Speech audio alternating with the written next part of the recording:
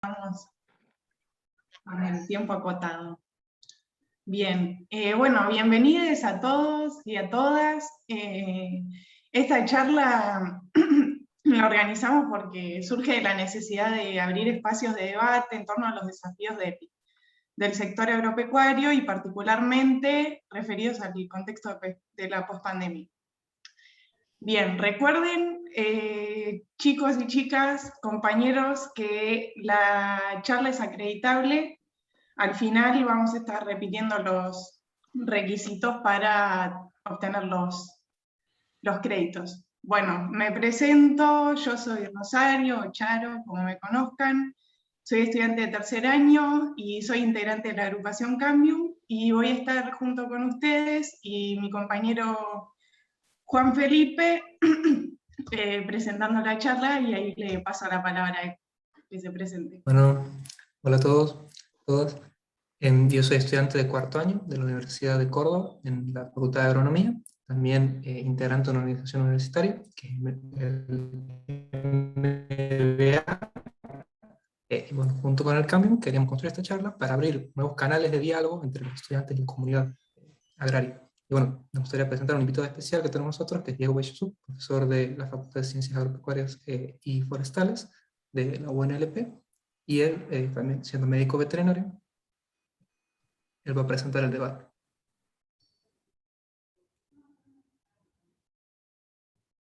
Buenas tardes a todos y todas, espero que estén muy bien. Mi nombre es Diego Boyezuk, yo soy médico veterinario, docente de la Facultad de Ciencias Agrarias y Forestales en el área de producción animal. Y antes que nada, quería decirles que voy a tener la función de moderar esta actividad que me parece interesantísima, que han planteado la agrupación Cambium. Quiero agradecerles particularmente a todos y todas que haya la participación de esta actividad, creo que es muy enriquecedora.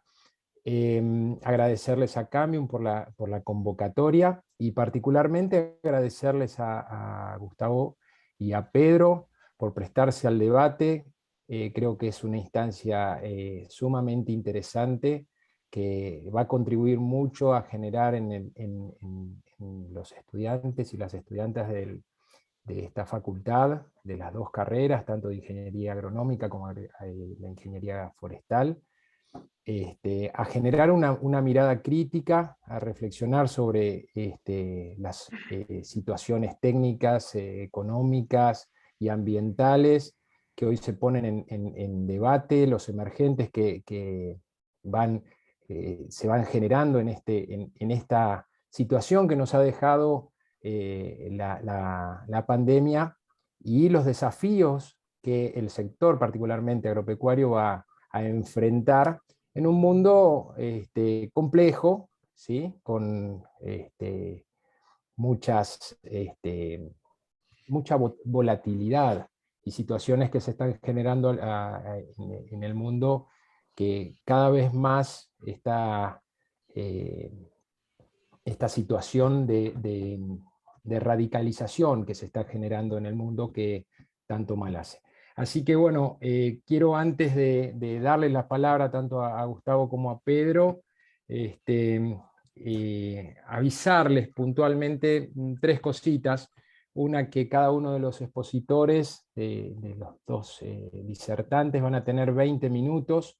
Yo respetuosamente les avisaré cuando les esté faltando 5 minutos, porque queremos ser estrictos en este sentido, ya que seguramente tanto Gustavo como Pedro tienen muchas actividades a realizar, así que trataremos de ser los más estrictos posibles en cuanto al tiempo. Decirles al resto de aquellos que se han prestado a la actividad, que va a estar el chat va a estar abierto, los va a estar manejando los anfitriones de la actividad, para utilizarlo para realizar preguntas que se van a exponer sobre el final. Lo que les pedimos a cada uno y cada una que vaya haciendo las preguntas, que hagan referencia a quién van dirigidas, si es a ambos expositores o a alguno en particular. Utilicen el chat para esto, básicamente no para generar debates en el chat, ya que no van a ser vistos por nadie, más que nada los anfitriones. Y lo último que sí les quería decir, que mantener los micrófonos más que nada para evitar interferencias, así que era estos avisos parroquiales antes del inicio de esta actividad. Así que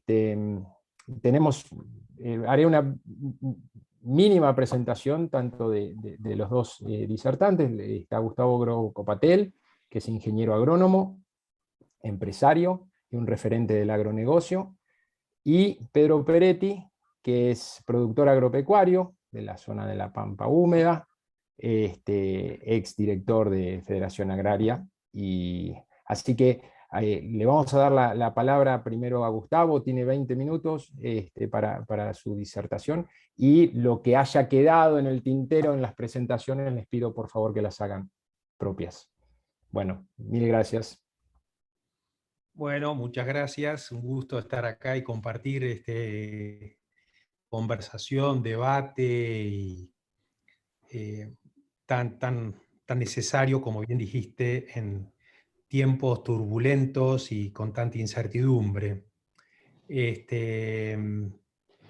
Básicamente lo que ha sucedido en las últimas décadas, yo ya hace 40 años que soy ingeniero agrónomo, es que en el mundo ha aumentado la demanda de alimentos, que tiene que ver con los cambios en las dietas de miles de millones de personas en todo el mundo que salieron de la extrema pobreza y pasaron a una situación con posibilidad de demanda de alimentos, básicamente proteínas, en muchísimos lugares del mundo, con epicentro en China y en Asia-Pacífico.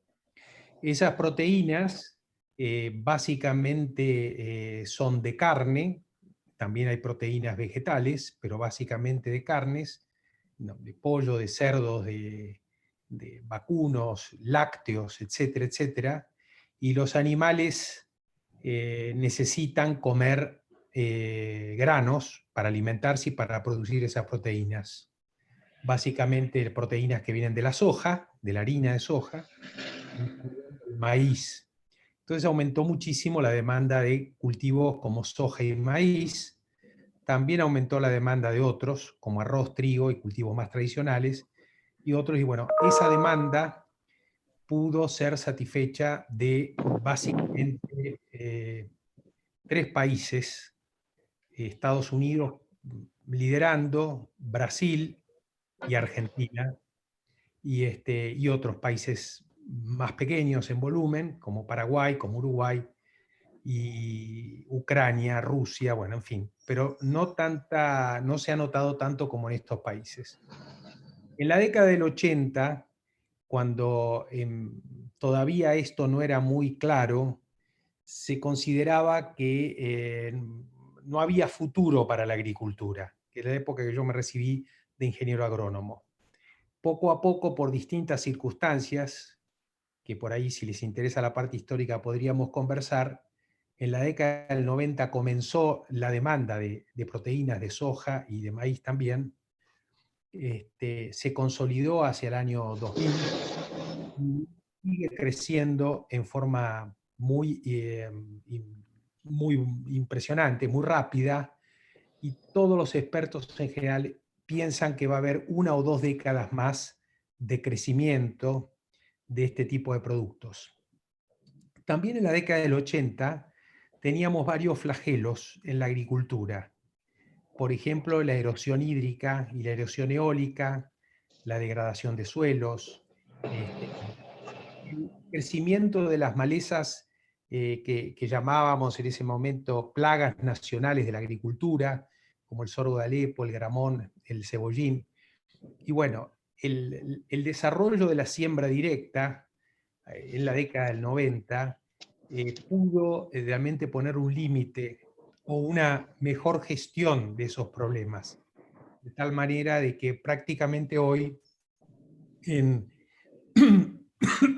esa discusión pasó a un segundo plano, ya que los riesgos de erosión hídrica y eólica se han reducido significativamente y los controles de las malezas llamadas plagas nacionales de agricultura también. Esto se hizo con un paquete tecnológico que fue muy facilitado por las semillas transgénicas, la soja RR, más adelante el maíz BT contribuyó a reducir el uso de agroquímicos en el caso del maíz BT, y con un paquete tecnológico que incluye una cantidad importante de agroquímicos, de fitosanitarios, para el control de esas malezas, ya que al no haber remoción de suelos, esas malezas tenían que ser controladas en forma química.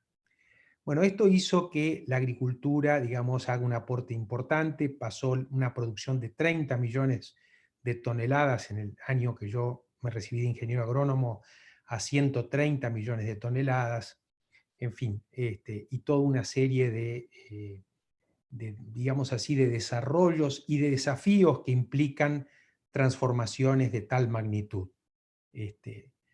Nuevas formas de organización, desde hace, en realidad no por este desarrollo, sino desde la década del 40, estaba disminuyendo drásticamente la cantidad de productores. Mi abuelo y mi padre son productores agropecuarios del campo, vivían en el campo, y hay un proceso de migración de productores del campo, primero a los pequeños pueblos, y después en algunos casos también a las grandes ciudades.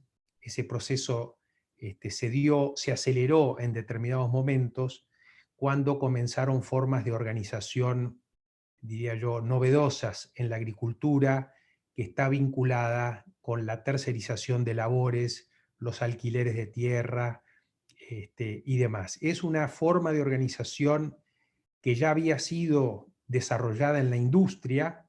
La industria es uno de los primeros lugares donde disminuyó el número de trabajadores por las nuevas formas de organización, y esa nueva forma de organización fue adoptada por la agricultura. En el año 2010, el gobierno de Cristina hizo un trabajo que se llamó PA 2020, Plan Estratégico Agroalimentario 2020. Casualmente el que lo llevó adelante como ministro es Julián Domínguez, que hoy es el actual ministro. Y en ese plan PA 2020, en realidad se proyectó en el 2010 lo que sería el 2020 si se hicieran una serie de cosas que en realidad era más de lo mismo. Es decir, es seguir incrementando la superficie agrícola, transformar esa agricultura en productos de carne y de otros productos con más valor agregado. Eso tenía importancia porque se diversificaba la matriz productiva y la matriz exportadora, se generaba más mano de obra en el interior, una serie de cambios consolidando la plataforma tecnológica que había en ese momento, y que realmente, si se llevaba adelante según las proyecciones del 2010, en el 2020 íbamos a tener realmente mucho más trabajo, exportaciones, calidad de vida, etcétera, etcétera.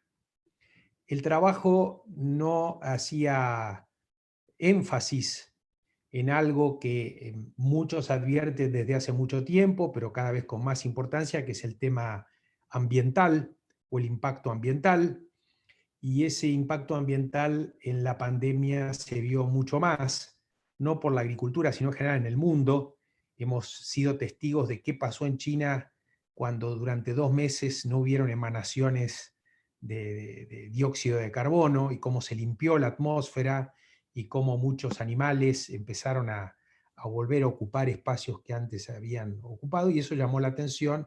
Y realmente uno de los grandes desafíos que tenemos en el mundo es mejorar o cambiar el impacto que tienen las actividades sobre digamos, el medio ambiente. Diría yo que una de las actividades más nocivas es el desmonte, y digamos, también el tema del uso del agua y el manejo del agua. Si bien hay leyes que tratan de impedir o regular el desmonte, el control por parte del Estado de esas leyes realmente da mucho que desear. Para no irnos al caso de Brasil, que es el más emblemático, porque las áreas donde crece la agricultura son áreas de altos servicios ambientales, como el Amazonas. En Argentina tenemos una ley de bosques que regularía el desmonte y la forma de hacer el desmonte, pero esa ley se cumple a medias o no se cumple, y a veces es de dudosa interpretación de por qué se autorizan de parte de los estados subnacionales determinadas cuestiones. Con lo cual ese es uno de los desafíos. El otro de los grandes desafíos es, evidentemente, todos estos cambios en el diseño organizacional generan cambios en la organización del trabajo. Cada vez hay menos productores y cada vez hay más proveedores de servicios. Y eso es parte de la transformación tecnológica que se da, obviamente también no solamente en el campo, sino en la industria y los servicios, pero el campo argentino hoy es un campo que tiene menos productores y demanda más procesadores de software, gente de logística y proveedores de servicios varios. Hay algunos trabajos que hizo el Ministerio de Trabajo en la época de Tomada, mostrando el empleo en el ecosistema general, que muestra justamente eso. En el ecosistema general hay más empleo, pero hay menos productores. Y eso probablemente sea una tendencia que veamos en el futuro. Es decir, con la robotización, con el uso intensivo de la biotecnología, el uso de nuevas formas de agricultura, es probable que se reduzca la cantidad de productores desde el punto de vista tradicional que tenemos visto a los productores y aumente digamos, el empleo en otras actividades que tienen que ver con el diseño de robots o nuevas formas de energía renovable como la solar o la eólica, y a lo mejor se reduzca el número de estaciones de servicio que expenden combustibles fósiles. En fin, va a haber toda una dinámica que está siendo modelizada, estudiada para tratar de prever los posibles impactos negativos que esto puede tener. El principal impacto negativo es que la sociedad no está preparada para estas transformaciones, que estas transformaciones vienen en forma brutal, se aceleran, por ejemplo, con la pandemia, y entonces al no estar la sociedad preparada se genera mucho dolor porque no estamos preparados para el cambio, y bueno, y también hay una discusión si este cambio es bueno o no, no lo sabemos. Yo soy alguien que está a favor de la tecnología y del progreso, pero considero que la gestión de la implementación de la tecnología no necesariamente genera un progreso, y que para eso está el Estado o la sociedad civil u organizaciones público-privadas, digamos, decir, la sociedad en su conjunto, que tiene que organizarse para que estos daños, que sean mucho mayores los beneficios que los costos, diría yo. ¿Qué veo hacia adelante? Profundizando eso, y ya para terminar, para adelante yo veo que hay toda una convergencia tecnológica que probablemente cambie mucho más rápido y mucho más profundamente lo que vimos hasta ahora.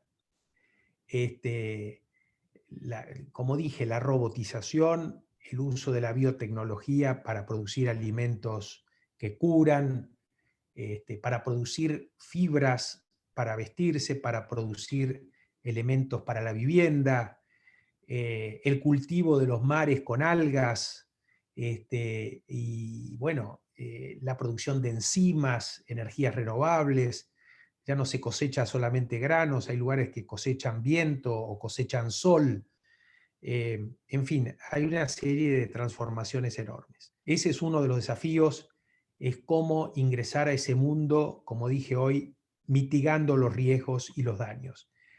El otro tema que yo veo es el crecimiento enorme que deja en general el capitalismo, y específicamente la pandemia, en aquellas sociedades que están menos preparadas, de trabajadores que están excluidos del sistema, lo que llamamos trabajadores de la economía popular en Argentina, y de ver de qué manera esos trabajadores de la economía popular pueden integrarse al proceso productivo, desde la libertad de elegir qué es lo que quiere hacer cada uno. Y ahí me parece a mí que hay un gran desafío. Yo particularmente estoy tratando de entender cómo funciona ese mundo, colaborando en un proyecto que se llama Argentina Armónica y que tenemos algunas experiencias con la economía familiar y agroecológica. Digo, entender cómo funciona eso, porque yo creo, y esto lo digo porque he hecho consultorías en el mundo sobre esta problemática de la integración de los campesinos con los sistemas productivos más grandes, yo creo que aquí se pueden generar, si es que se organizan bien, relaciones ganar-ganar.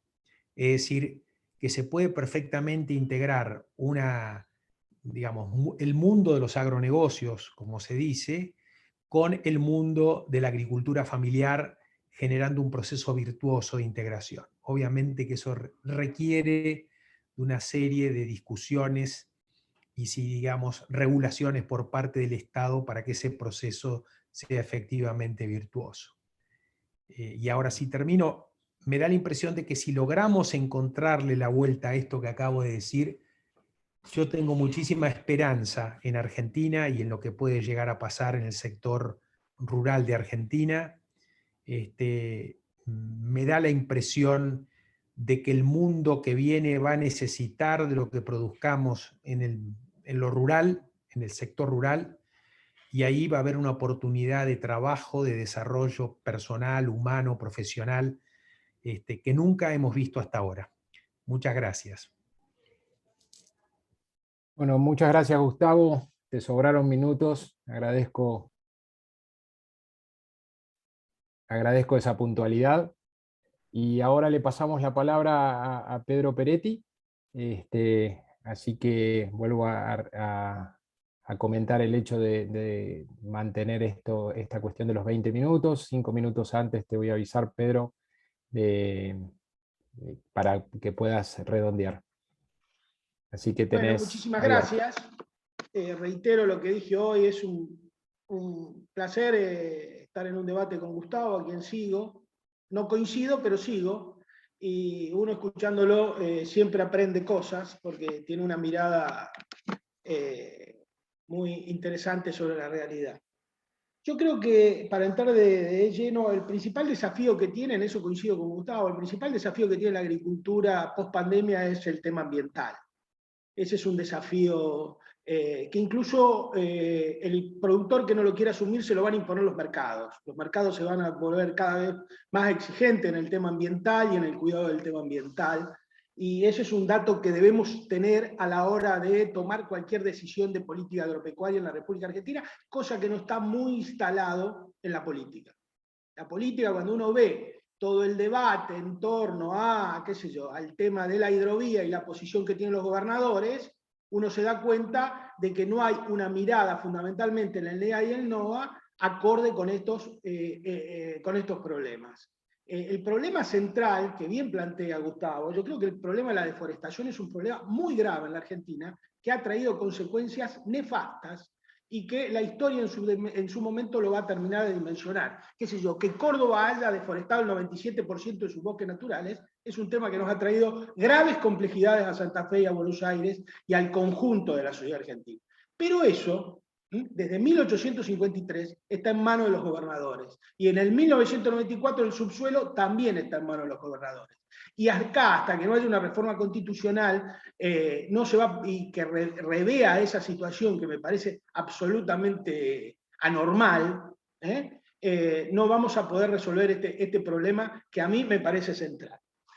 Yo creo que hay que tener otra mirada también sobre el tema de la agricultura. Yo creo que fundamentalmente desde el campo nacional y popular, de donde yo hablo, me parece que debemos cambiar la vara con que medimos la agricultura.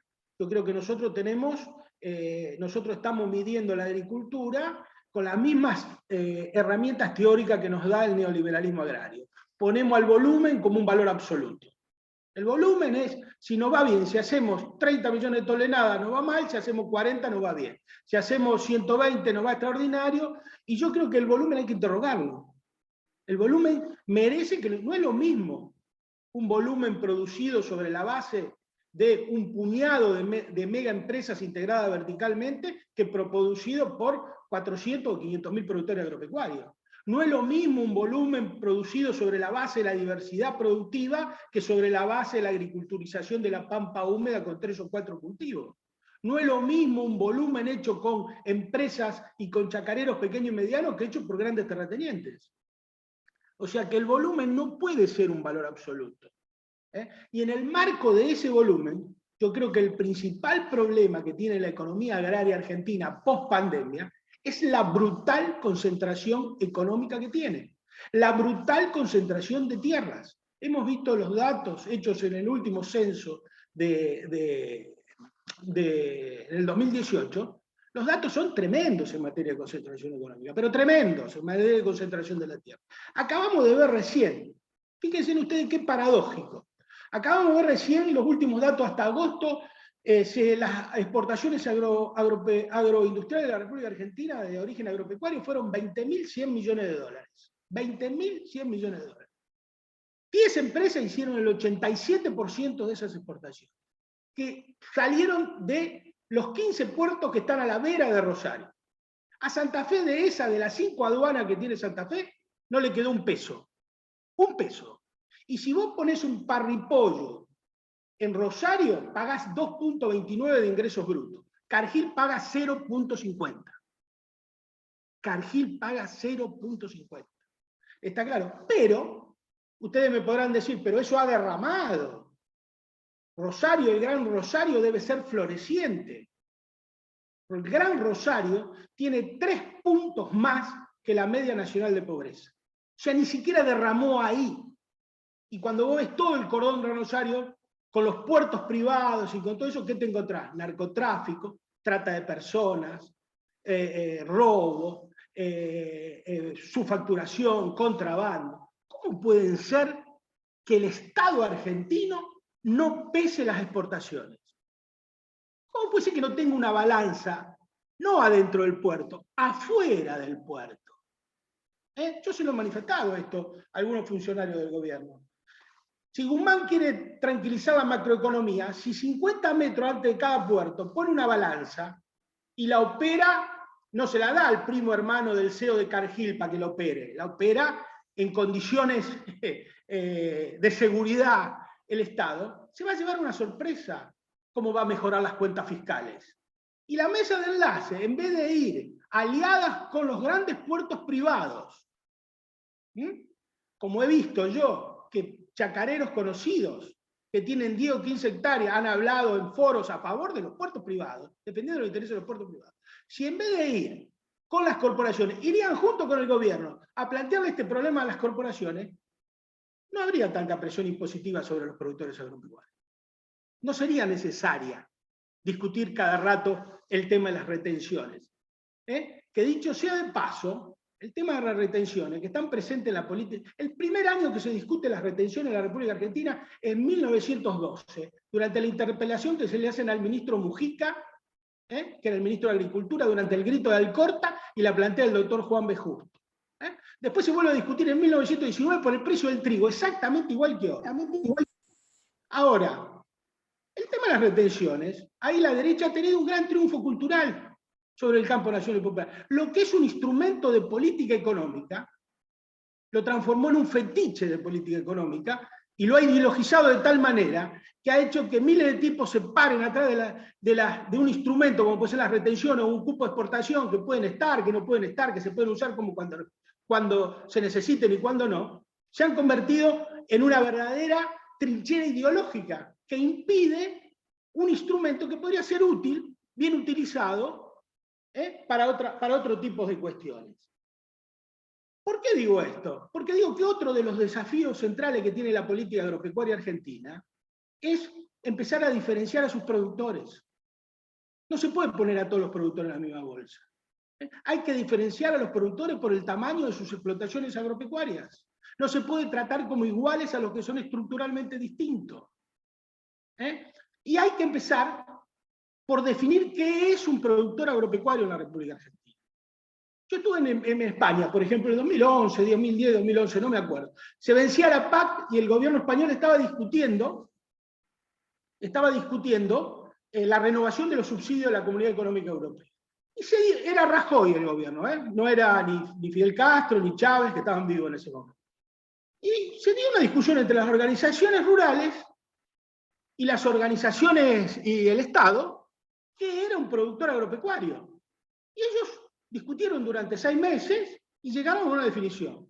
Para los españoles, el productor agropecuario es aquel que el 75% de su declaración fiscal proviene del sector agropecuario. Porque España, como la Argentina, está lleno de gente con campo y no de campo. Está lleno de médicos, de jugadores de fútbol, de industriales, de profesionales exitosos que compran campo, pero no son productores. Entonces ellos definieron, para distribuir los subsidios de la PAC, definieron el 75% que viene del campo cobra subsidios. Y a partir de ahí hicieron otra definición.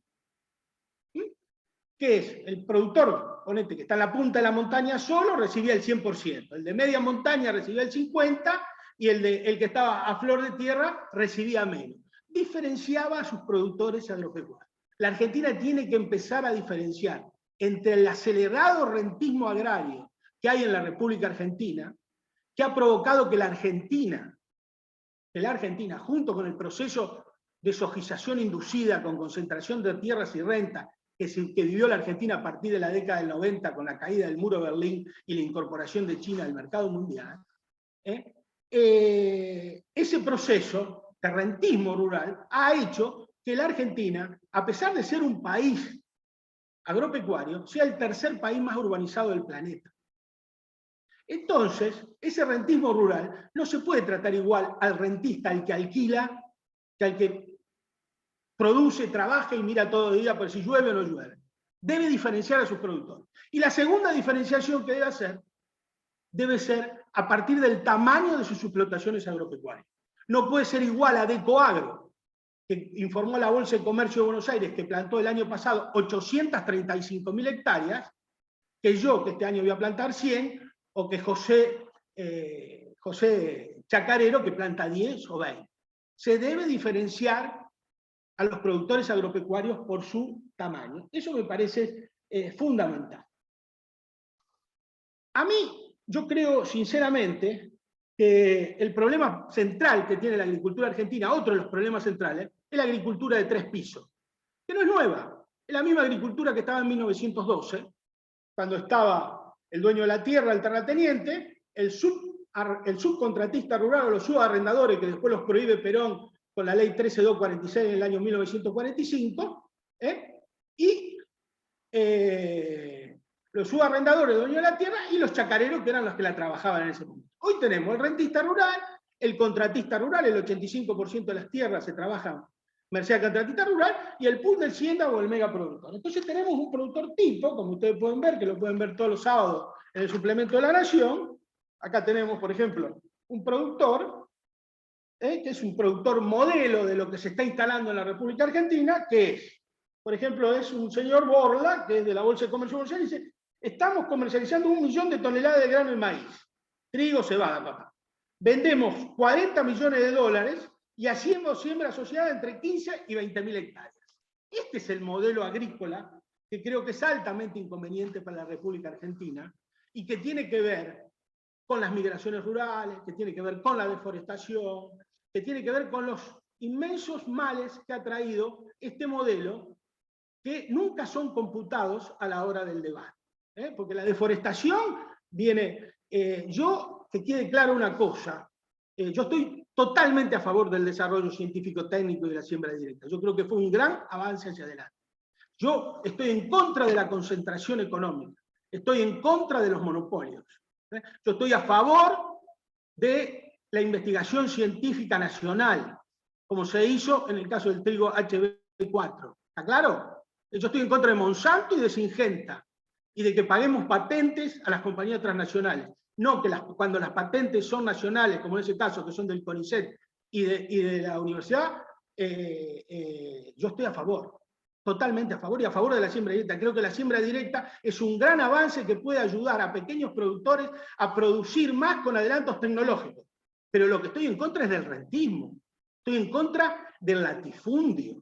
No puede ser que la Argentina tenga tipos que tienen 50, 70, 80 mil hectáreas, que hayamos hecho un retroceso tan profundo en ese tema, que 1.200 tipos sean dueños de casi el 50% de la tierra de Santa Fe.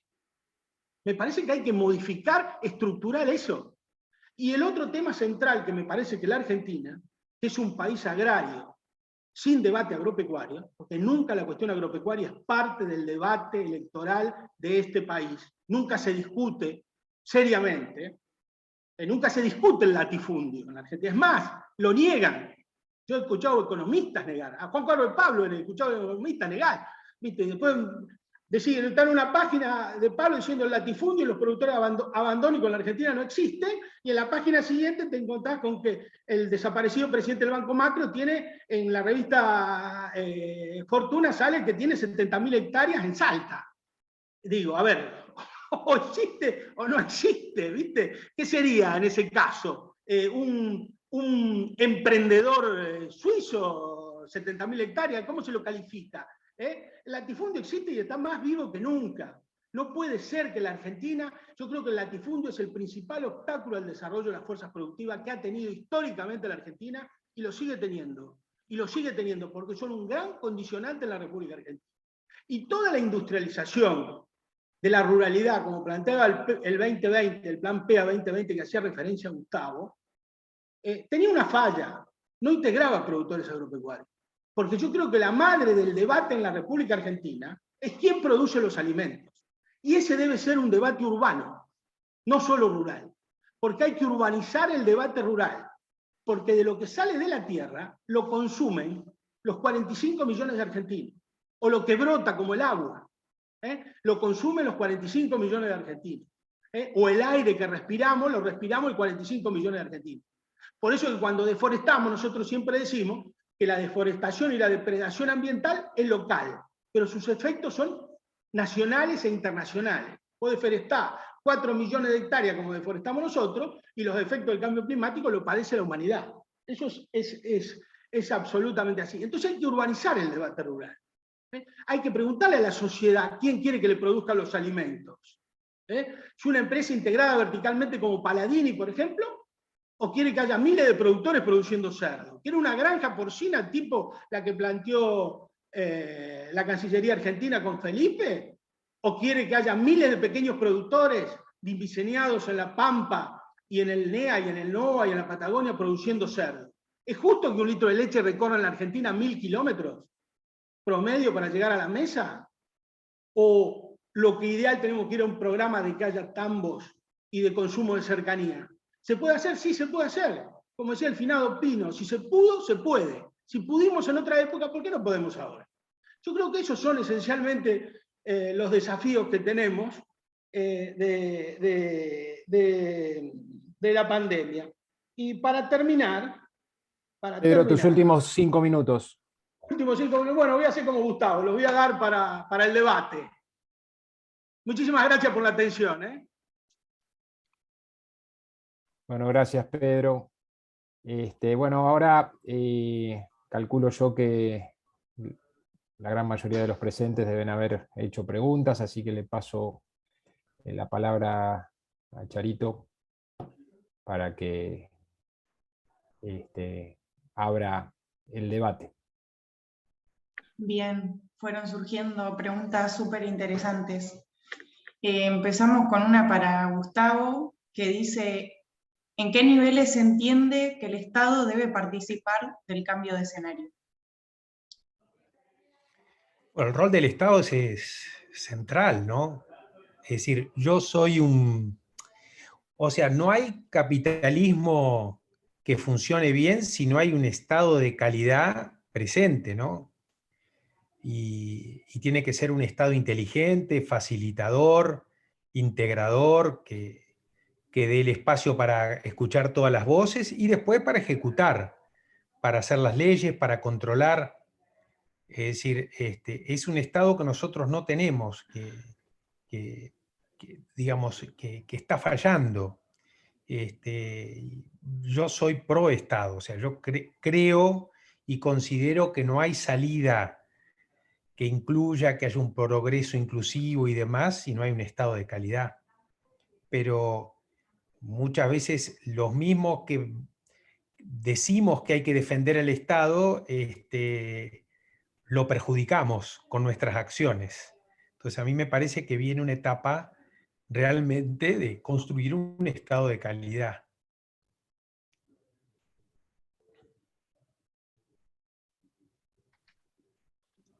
Bien, voy a presentar una pregunta para Pedro, que viene hecho uno de los estudiantes, que sería si se puede implementar la agenda de la agricultura familiar, desconcentración de tierra, diversificación de la matriz productiva, etcétera, sin comprometer la inserción del país en el mercado internacional.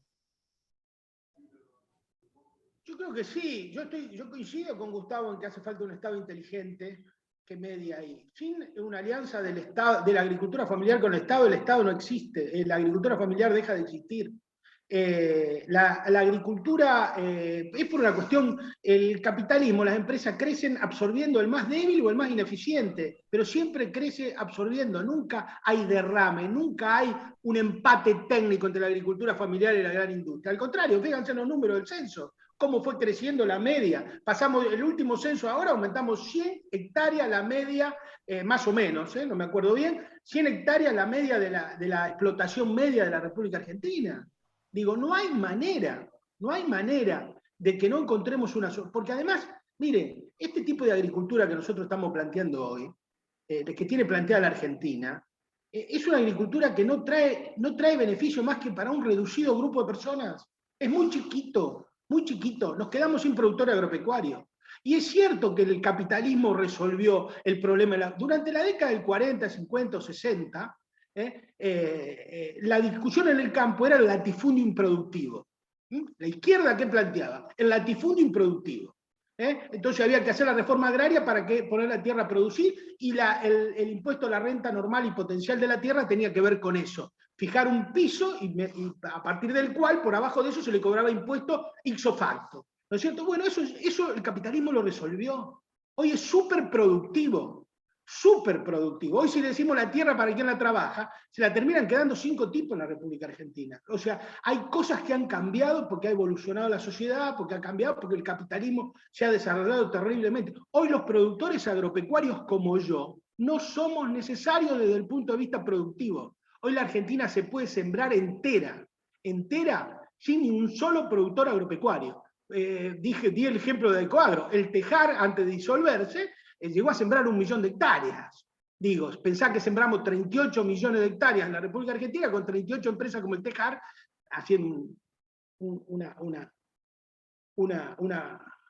comparación así, a grosso modo, 38 empresas como el Tejar que siembran toda la Argentina. Que haya productores agropecuarios en la República Argentina, que haya agricultura familiar, es una decisión política. Primero la tiene que tomar la sociedad, después tiene que el Estado hacerse cargo de esa demanda, porque, te reitero, los productores agropecuarios son necesarios desde el punto de vista de la ocupación geopolítica del territorio, de la cuestión cultural, de la cuestión económica, porque hacen andar el círculo virtuoso, de la generación de empleo, de todo ese tipo de cosas. Ahora, productivamente, sin nosotros, la Argentina se puede sembrar, se le pueden atender todas las vacas, puede pasar todo, sin que se note la presencia o la ausencia de productor agropecuario. Sobre eso, ¿puedo decir algo sobre lo que acaba de decir Pedro? ¿Me escuchan? No sé si puedo... Sí, te escuchamos. Sí, se escucha. Sí, Gustavo. No, lo que dice Pedro, digamos, en la matemática está bien, pero el Tejar quebró. Es decir, es imposible, digamos, hacer agricultura en muchísima escala porque no funciona. Las empresas son inviables. Es decir, lo que así hemos hecho, agricultura en gran escala, sabemos que no podemos controlar, que el ojo del amo engorda el ganado. Entonces, yo diría que uno lo puede hacer, sí, en una planilla, pero digamos, en la realidad esas empresas son inviables, no son sustentables. Es decir, que la mejor agricultura, la mejor ganadería la hacen los productores que están encima de sus campos, de sus sistemas de producción. Y de hecho, digamos, hace más o menos unos 15 años había 10 empresas que hacían alrededor de 3 millones de hectáreas, y de esas 10 empresas hoy quedarán 2 o 3, bueno, Adecoagro es una de ellas, y hay 2 o 3 más, pero el resto de las compañías fueron inviables, o sea que la realidad no fue así. Yo lo que creo es que tenemos que organizar o facilitar o estructurar la posibilidad de que los productores que quieran quedarse en el campo trabajando con el fruto de su, digamos, de su esfuerzo, con sus familias, en lo que llamamos agricultura familiar, lo tienen que poder hacer. Para eso es necesario crearle buenas condiciones de vida también, porque si no, a esos productores, en lugar de hacerles un beneficio, lo estamos condenando a ser agricultores familiares, y son agricultores familiares porque no tienen otra opción, no pueden elegir. Pero mientras no haya infraestructura en el interior, no haya buenos servicios públicos o bienes públicos en el interior, siempre eso va a ser muy difícil, ¿no? Entonces me parece a mí que una buena forma de defender estas ideas que dice Pedro es exigiendo al Estado que cada vez invierta más en bienes públicos para el interior. Muchas gracias. Te voy a presentar las preguntas que quedan para usted, y como se tiene que ir, queda poco tiempo, así las responde antes. Bueno, la primera sería, ante esta necesidad de trabajo que genera la actualidad y la exclusión que genera la robotización e industrialización, ¿cómo se aborda la problemática de falta de trabajo y de exclusión desde el modelo productivo imperante? ¿Y cómo se piensa la problemática de la concentración de personas en los centros urbanos, siendo que el campo está despoblado? Sí. Mira, lo primero es que yo creo es que no va a haber disminución del trabajo, sino que va a haber cambio en el trabajo. Es decir, van a haber nuevas formas de trabajo, una nueva división del trabajo. Entonces, la forma de combatir el desempleo y la falta de trabajo es educándonos, capacitándonos para lo que viene. Esa es una forma de mitigarlo. La otra forma de mitigarlo es generar, a partir del Estado, justamente, la posibilidad de que esa reinserción sea efectiva a través de incentivos para que esa reinserción sea. Y además, justamente hay muchas veces que el sector privado no da esas posibilidades de educación o de reinserción, eso lo tiene que hacer el Estado, y en todo caso el Estado ayudado o trabajando junto con el sector privado. Eso es lo que me parece que viene. Ejemplos de eso hay en muchos lugares del mundo. O sea, uno lo que tiene que hacer es estudiar qué pasa en otros lugares y extraer desde ahí la experiencia de otros lugares. Eh, eh, Me parece que en los pueblos del interior, yo vengo de un pueblo de 20.000 habitantes, que es Carlos Casares, hay que generar educación y capacitación para el trabajo del siglo XXI. Y la verdad que hasta ahora desde el Estado estamos tratando de proteger el trabajo del siglo XX. En la medida que eso sucede, ese trabajo del siglo XX va desapareciendo y digamos, la fuerza es mucho más, digamos, de estos cambios que la que puede tener un Estado para detener ese proceso de transformación. Ojo que yo no digo que sea bueno o que sea malo el proceso de transformación. Yo prefiero adaptarme al proceso de transformación y no oponerme al proceso de transformación. Y lo hago, digamos, me trato de adaptar con una visión crítica, obviamente, y tratando de mirar todos los impactos sistémicos que esos procesos pueden tener. Pero bueno, no sé si te respondí, Juan Felipe. Está bien, sí, gracias. Y para presentar la última pregunta que te dirigí a usted, ¿qué propuestas tiene el modelo del agronegocio o su integración con la agricultura familiar para los trabajadores excluidos, lo que usted llama la economía popular? Sí. Mirá, lo que digamos, esa nueva organización del sector del campo que Pedro lo ve como un riesgo, un peligro, que es que los productores puedan, además de ser productores, transformarse en proveedores de servicios, yo creo que ahí está parte de la llave del tema, ¿no es cierto? Un pequeño productor, los hijos de un pequeño productor, es muy difícil que se queden en el campo con un horizonte de pequeño productor. Puede haber algunos que les guste, que tengan expectativas sobre eso. En general, los jóvenes quieren algo más vinculado con la tecnología o con otro tipo de trabajos en los servicios. El hecho de que esos hijos puedan reinsertarse al sistema proveyéndoles servicios a los grandes productores o a las cooperativas, no tiene por qué ser grande productor una firma, puede ser una cooperativa que tenga el rol del gran productor. Me parece que esa forma de reinserción vía proveedores de servicios es clave. Yo hago consultoría para gobiernos, estuve trabajando en Chiapas, en México, en Colombia, en Ghana, en África y en otros países como Albania o Kazajstán. Este problema es un problema general en todos lados. Y yo creo que el sistema argentino, dentro de ese sistema, está la solución a los problemas que Pedro mencionaba y que tiene razón.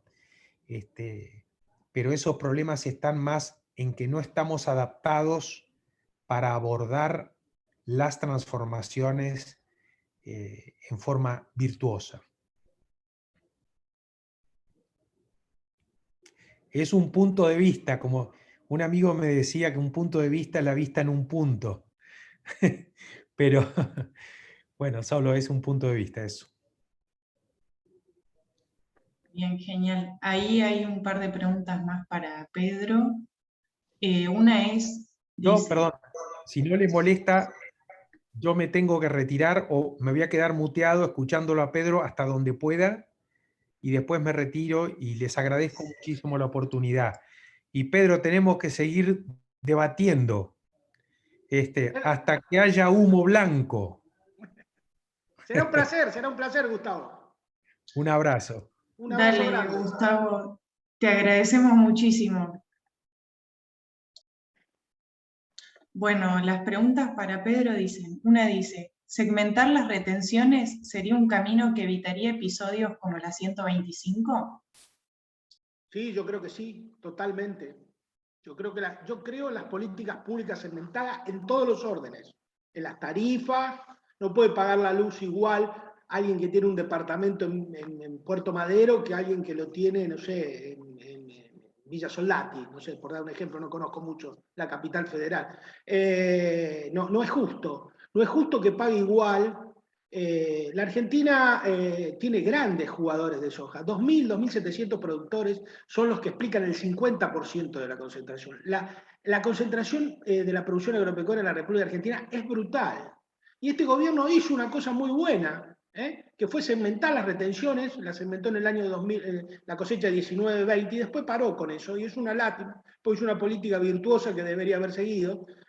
Devolvió retenciones a 35.400 productores que tienen menos de 400 hectáreas, dividido en segmentos de 100 hectáreas, de 0 a 100, de 100 a 200, de 200 a 300 y de 300 a 400. Esa es una política virtuosa. Eso es lo que hay que hacer. Para que la gente se quede en el campo, aparte de lo que dijo Gustavo, que hay que mejorar los servicios, hay que mejorar la conexión, tienen que tener conexión a internet, todas las cuestiones que necesitan, que claramente no podemos pretender que un productor siga viviendo como en el siglo XIX, pero aparte de todo eso, hay que tratar de darle ventajas competitivas, no podemos poner a competir entre iguales a uno que tiene 100 hectáreas de campo y el otro que tiene 5.000. A ver, no es justo, no es lógico ni de forma tributaria ni de forma productiva, no hay ninguna manera de explicar esa asimetría y ponerlo a todos en una política plana. Por eso la segmentación es una política virtuosa. En el campo agrícola, más segmenta, de acuerdo al tamaño de las explotaciones,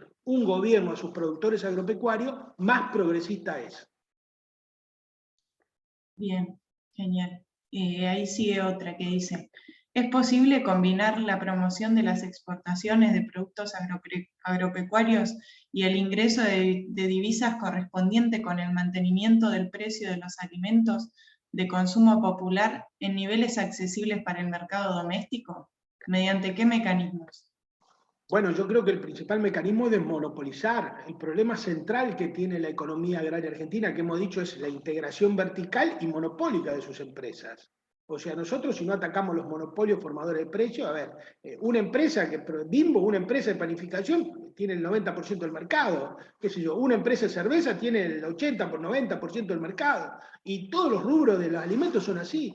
Nosotros debemos propiciar una economía, una producción de alimentos de cercanía, con productores de rostro humano, con volver a un tambo por pueblo, una huerta por pueblo. No puede ser que los alimentos viajen miles de kilómetros, no es justo. No puede ser que, a ver, acá hay un problema central. No puede ser, por ejemplo, tomen ustedes este caso. Nosotros deforestamos 4 millones de hectáreas fundamentalmente en el NEA y en el NOA, para sembrar maíz. ¿No es cierto? Entre maíz, soja y poner ganadera. Hicimos mierda y con eso nos encajamos inundaciones, nos encajamos todo el resto del país. Pero eso es otra discusión. Pusimos 4 millones de hectáreas. El 90% de los pollos y de los huevos se producen en Santa Fe, Córdoba, en Santa Fe, provincia de Buenos Aires y Entre Ríos. ¿No es cierto?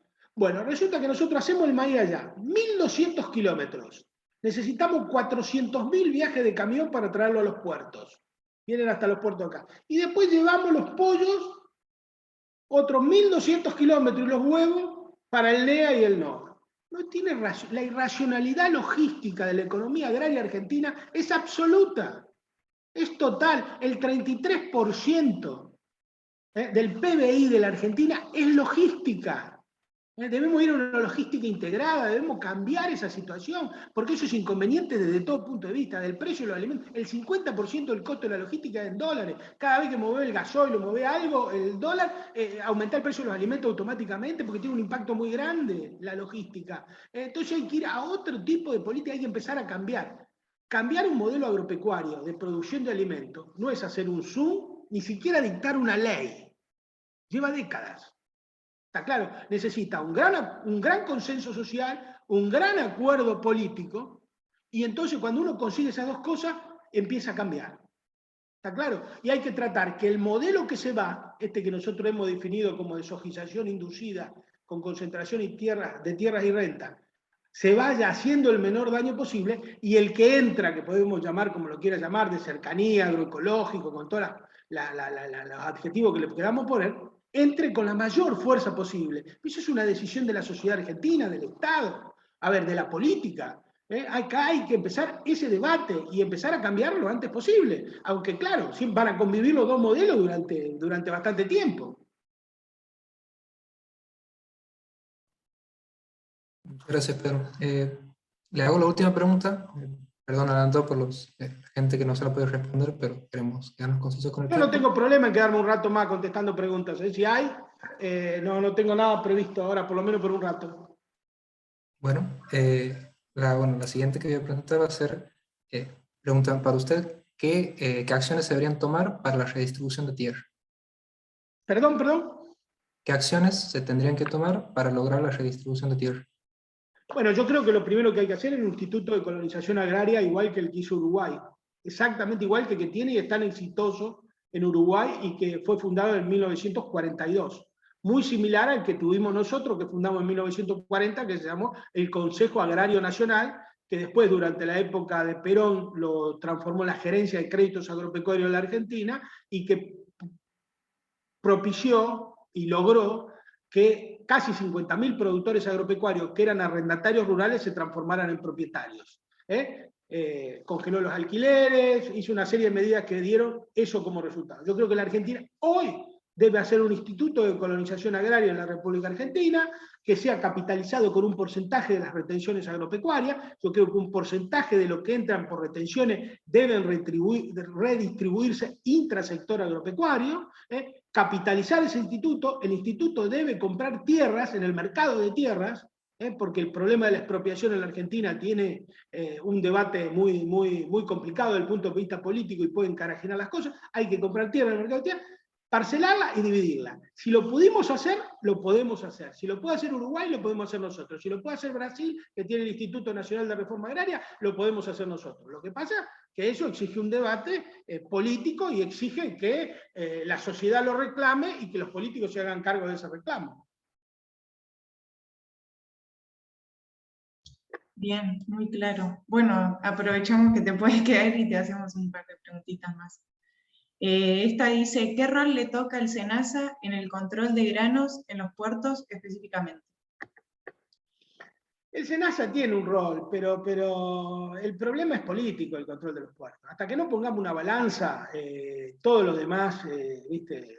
No tiene sentido. Hasta que no cambiemos ese sistema, porque además ahí se manejan millones. Cargar un barco son millones y poner una persona a controlar, por ahí es difícil resistir un cañonazo de $50.000 que te tiran arriba a la mesa y vos por eso que hay que cambiar el sistema de eso. Ahí tenés que ir a una balanza, 50 metros, 50... Miren, en la Argentina el detalle siempre es más importante que el concepto. Siempre es más importante. Entonces, ¿el detalle cuál es? Que la balanza tiene que estar 50 metros ante cada puerto y operada en condiciones de seguridad por el Estado argentino, con los tipos que no se te queden dormidos los balanceros justo ahí, porque si vos lo ponés adentro del puerto, entonces te dicen, bueno, yo he escuchado a algunos me dicen, no, pero ¿cómo, Peretti? Si hay balance en el puerto, ¿cómo van a cargar un barco y no van a saber lo que pesa, ni el seguro? Sí, compañero, yo entiendo, yo sé, yo he estado ahí, yo sé que hay una balanza, pero la manejan ellos la balanza. Yo estoy diciendo una balanza que maneje el Estado argentino, y que pese el Estado argentino, y que haya un circuito cerrado y que esté directamente conectado a la FI, y que rotemos los funcionarios cada 10 horas, y que la manejemos nosotros y que controlemos nosotros. Se van a llevar una sorpresa que ni se imagina, que ni se imagina. Todo lo que entra lo pesamos y todo lo que sale lo pesamos. ¿Quién se puede enojar porque pese? Si se puede enojar si alguien quiere hacer trampa, nada más. Pero si alguien va por derecha, nadie se puede enojar porque le pesemos. Es lo mismo que si vos vas a la verdulería y el verdulero desconfía. ¿Por qué te va a enojar? Si el verdulero te dice 1 kilo y vos vas y lo pesás en tu casa y tiene 900 gramos. Entonces porque te está cagando. Bueno, y si se enoja es porque te está cagando. Si vos lo controlás y no se enoja es porque está haciendo las cosas bien el hombre. Así que acá no tiene nadie derecho a enojarse. Es una decisión política. Una balancita. Ahí está. Bien, ahí hay otra que dice, ¿usted cree que el problema actual de la Argentina es culpa de los grandes terratenientes y su capitalismo? Comparando con países como Estados Unidos y Brasil, por ejemplo. Yo creo que el problema de la Argentina nace, se desarrolla y sigue con los grandes terratenientes. Son partes del problema en la República Argentina. Y le voy a dar un ejemplo histórico que es muy, para ilustrar, es muy importante. Desde 1860 hasta 1914, por la Argentina pasaron 3 millones de inmigrantes. Solamente 70.000 se hicieron propietarios de la tierra. 70.000. ¿Está claro? En ese mismo periodo, Estados Unidos hizo 5 millones de nuevos farmers. Ese es el principal causa del atraso argentino y del desarrollo norteamericano. La división de la tierra fue, es y será la clave del progreso de una sociedad. Una sociedad con la tierra en manos de pocos terratenientes solamente trae atraso. No hay otra cosa que traigan los terratenientes más que atraso. Bueno, Pedro, le digo la última pregunta. La última. ¿Algún comentario sobre la reunión del Consejo Nacional de la Agricultura Familiar que se celebró la semana pasada? Muy bueno. Lo escuché a Domínguez, hizo un buen discurso. Dijo que hay que recuperar 50.000 productores, que hay un compromiso con la tierra, y hay un compromiso con la agricultura de nuestro humano, y se mostró muy preocupado por la pérdida de productores. Creo que es una política que tenemos que seguir, y creo que el gobierno debe empoderar a las organizaciones de agricultura familiar para sentarnos en igualdad de condiciones que la mesa de enlace. Deben sentar a las dos organizaciones y decirme, flaco, acá hay una organización absolutamente politizada como es la mesa de enlace, que es parte de la estrategia electoral de Cambiemos, y acá está la agricultura familiar. A ver, cada uno que exprese su opinión y después el gobierno hará la síntesis de acuerdo a sus convicciones políticas o escuchando a los electores, como debe ser, que lo han votado. debería optar siempre por la agricultura familiar, nunca por la otra agricultura. Pero bueno, sabemos que esa es una disputa que hay que dar y que todavía nos falta mucho para que, por eso es tan importante urbanizar el debate rural. El día que haya de miles y miles de consumidores, es decir, el pueblo, los consumidores son el pueblo, salgan a calle planteando que queremos agricultura de cercanía, alimentos sanos, que no haya monopolio, que no haya grandes empresas, ese día la Argentina va a cambiar y seguramente también va a cambiar la posibilidad de acceder a los alimentos de las inmensas mayorías populares de la Argentina, porque la cuestión de los alimentos son claves a la hora de medir la variante salarial. Los alimentos están directamente vinculados con el salario. Y el hambre está directamente vinculado con el salario, no con la producción de alimentos. Hay alimentos para que todo el mundo coma bien. El problema es que lo han transformado en una mercancía. Han mercantilizado la vida cotidiana de todos y todas, no solo en Argentina, sino es una de las pautas del capitalismo, transformar las cosas más esenciales en cosas que se puedan comerciar. Y bueno, y la derecha lo utiliza perfectamente bien porque también comercializa con la dignidad de las personas. Bueno, muchísimas gracias a todos y a todas por haber participado. Esperamos poder seguir teniendo estos encuentros de debate tan necesarios para nuestra formación y para el sector agropecuario en sí. Bueno, por supuesto, también vamos a decir que fue un honor tenerlos a Gustavo y a Pedro, y agradecemos muchísimo la calidad del debate, que se respetaron los tiempos, que nada, fue muy ameno. También esperamos que hayan disfrutado todos y todas, que le hayan sacado jugo al encuentro.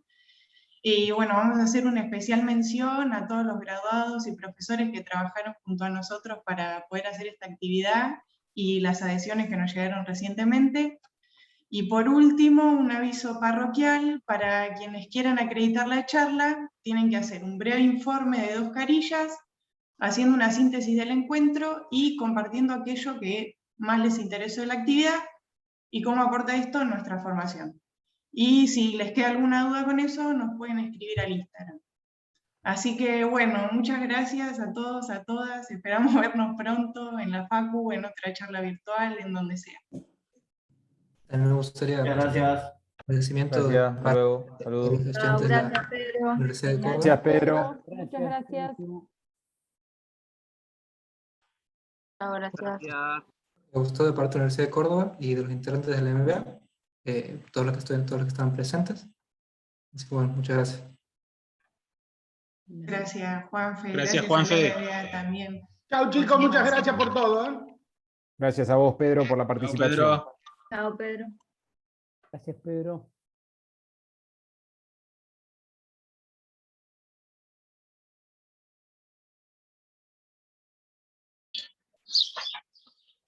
Bueno, felicitaciones a los organizadores. Lista 22, 616.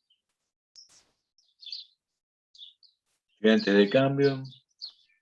El MBA también de Córdoba.